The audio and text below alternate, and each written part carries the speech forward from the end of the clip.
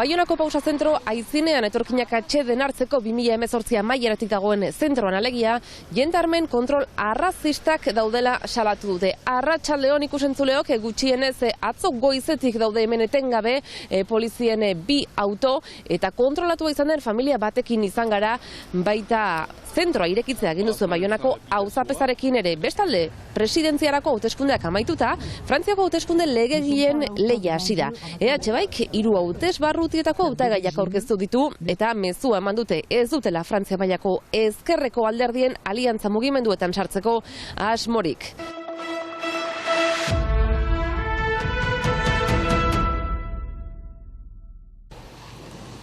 Kontrol arrazistak salatu dituzte Baionan zehazki, pausa zentroaren aitzinean, Bart poliziek adin txikiko neska bat gelditu zuten, azal koloreagatik argi eta garbiaren amaren iritziz.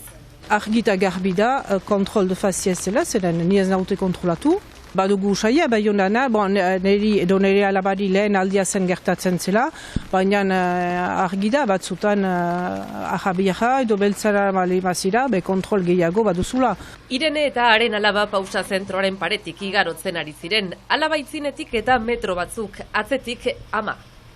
Ni ez nauzue kontrolatzen, badituzten ez paperakala ez, berbau xurian aizelako eta bera ez. Ez zela hartako.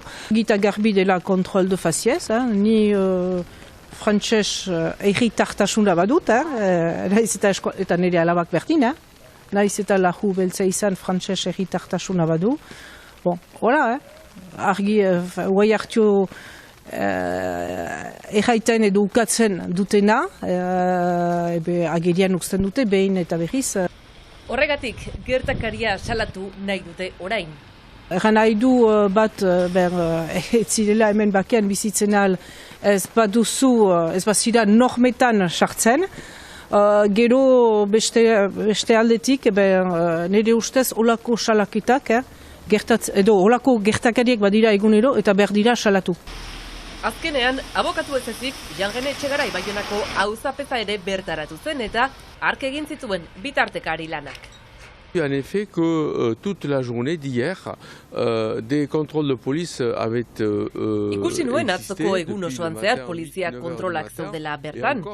Eta galdera egin nuen bistan dena, pausa zentroa irekitzea nik erabaki bainuen, orduko prefeta eta subprefetaren nahiaren aurka.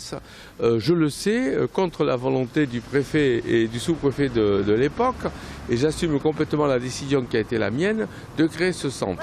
2018 amaieran ireki zen Baionan pausa zentroa. Egunero 50 lagun inguru iristen dira.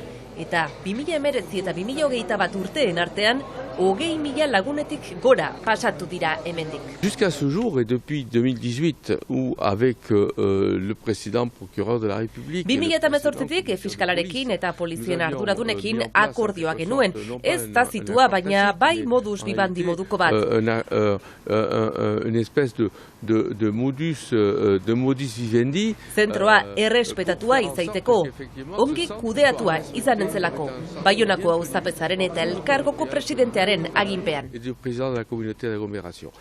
Lapurdira iritsi eta pausa hartzeko zentro hau ezinbesteko bilakatu da migratzaileen ibilbidean.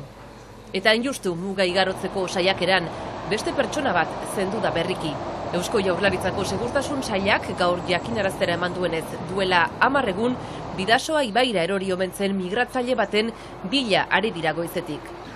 Larrialdi zerbitzuen arabera, biktima uretara jautsi zen Endarlatxako gune malkartsu batetik amilduta. Dirudienez, beste 2 pertsona zihoazen berarekin eta injustu haiek eman zuten atzo desagertzearen berri. Joan den hilean, martxoan, Ibrahim Diallo 24 urteko migratzaile senegaldarra desagertu zen eta handik 15 egunera topatu zuten hiloza.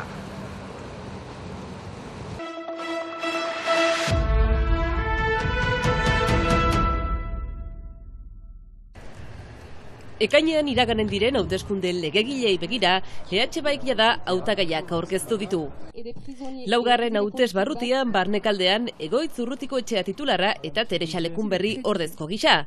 5. hautesbarrutian, hau da Baionaldekoan, Matildagi eta Silvan Eme. Eta 6. hautesbarrutian Ego Lapurdikoan Peio Dufo eta François Galoa ordezko. Bi ardatz nagusi izanen dituzte trantsizio ekologikoa eta lurra eta etxe bizitza. Lurra eta etxe bizitzaren korapiloa azpimarratuko dugu. Horrek erakusten baitu ez dugula erabaki ahalmenik, gure geroa erabakitzeko ahalmenik ez dugula. Erabakiak berez Parisen hartzen direla, eta zentzurtan iduritzen zaigu behar ditugula ordezkariak Parisen, lehenik eta behin hemen diren korapilo hauei atera bideak atxemaiteko lehen denbora batean, eta bigarren denbora batean, nola erran, lurralde honek bere geroa erabakitzeko behar duen antolaketa instituzionalaren gauzatzeko urratsak eman daitezke. Lehena da ekologia. Inguramena babestea da lehentasuna. Denek badakite, denek gaiten dute, baina azkeneko 5 urte horietan ez da deus egin kasik. Eta orduan gure helburua da gauza mugiaraztea, bai mugikortasunean, jendeen mugikortasunean, baita ere merkantzien mugikortasunean. EH bai, egun Ipar Euskal Herrian ezkerreko alderdien artean nagusia izanik, aspaldidanik sustatutako gaiak direla esan dute. Etxe bizitzena lehen lerroan azpimarratu dute eta gai horren inguruan egoiliar estatusa izanen da eskakizun nagusietako bat. Lan bat bada eramana horren inguruan, helburua da ez da kanporatzea hemengoak ez direnak, baizik eta hemen bizi direnak babestea, izan Euskalduna ala ez, eta kanpotik heldu direnak bigarren etxe bizitza bat erosteko, horiek baimena ukatzea eta beste etxe bizitza Ipar Euskal Herrian bizi eta lan egiten duten entzat, argite garbi, hori da gure helburua, eta horren inguruan bada lege bat eraikitzeko, ez gila bakarrak arazo horrekin, Korsikan ala da, Bretainian ala da, baina beste tokitan ere. Etxe bizitzaren inguruan edo hizkuntzen inguruan legeak behar direla aldarrikatuko dute. Gure ustez hemen erabaki ahalmena beharrezkoa da, potere legegile askuratu behar dugu, izan lurraren espekulazioari aurre egiteko, izan euskara ofizializatzeko, izan bestelako jendarte bat eraikitzeko eta hortaragoaz, azken batean Parisera. Michela Hamburg margolari eta diseinatzaileak erakusketa berri bat proposatzen du Baionako Didam aretoan. Apilaren 30 arte errautsak deituriko erakusketa ikusgai da. Hasiera batean 2021ko udaberrirako aurrikusia zen proiektua, baina azkenean atzeratu behar izan zuten krisi sanitarioa dela eta. 75 piezen bidez artistaren obren begirada bat eskainia zaio publikoari. Baionakoa den artista honek 2 unibertso lantzen ditu erakusketaren bidez, holokaustoa eta desilusioak. Azken hau 20. mendeko pertsonaia ospetsuen portreten bidez landua da, ala nola Marilyn Monroe edo Frida Kahlo. Michela Hamburg margolari neoklasiko bat bezala definitzen da, eta berak dioen bezala margotzen du zerbait adierazteko. Ikusentzuleok Baionako artista honen erakusketaren irudiekin bihar arte esaten dizuegu.